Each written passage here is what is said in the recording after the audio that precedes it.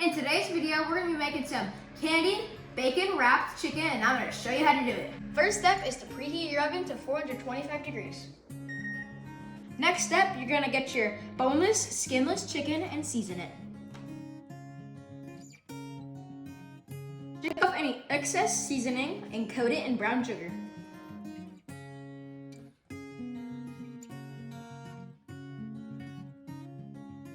Now we're gonna roll some chicken in the bacon.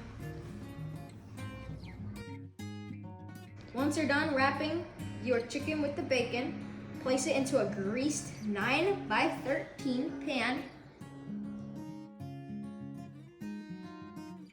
Drizzle some brown sugar on top of your bacon before adding to the oven.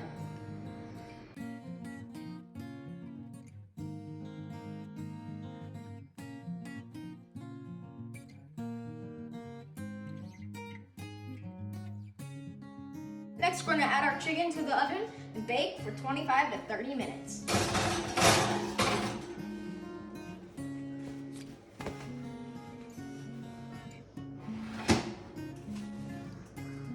And now we wait. Check your internal temperature, make sure it's 165. 165, we're ready to go. Enjoy!